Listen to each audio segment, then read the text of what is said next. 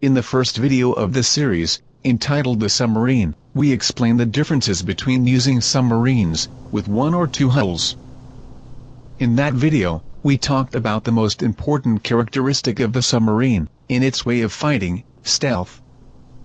A submarine in combat, as long as it is immersed, will be more difficult to detect.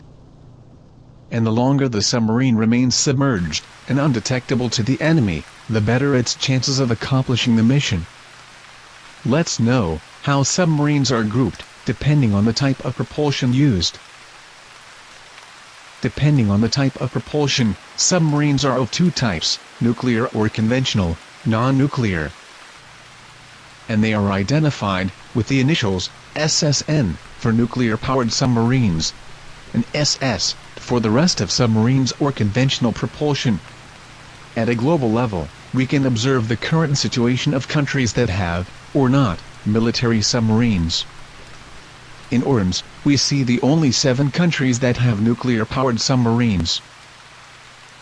Currently, they are United States, 43 units, Russia, 30, China, 14, France, 10, Great Britain, 10, India, 1, and North Korea, 1 unit.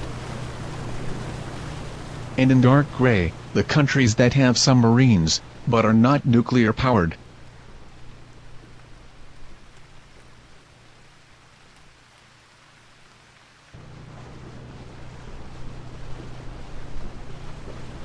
This basic design represents a conventional submarine. We see, inside, the diesel combustion engine, the main electric motor, MEP, and the batteries.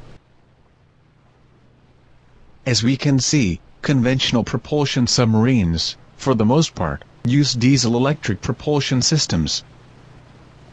In current conventional submarines, its engine can offer up to 4,000 kilowatts of power in immersion, much less than that of nuclear submarines. This type of engine needs, periodically, to take air from outside, to carry out a correct combustion, and thus be able to recharge the batteries. This is achieved through the snorkel, when at periscope depth, or when navigating on the surface. It is in these moments, where the conventional submarine breaks its stealth, and is easily detectable by the enemy. Recently, with the use of lithium batteries and anaerobic propulsion systems, the capabilities of this type of submarine have been improved. Although today, there are conventional submarines capable of remaining immersed for up to 3 weeks. This basic design represents a nuclear submarine. It was the nuclear submarines, from the 50s, which managed to break with the need to supply air to the combustion of their engines. We see, inside, the nuclear reactor, the main electric motor, MEP, and the batteries.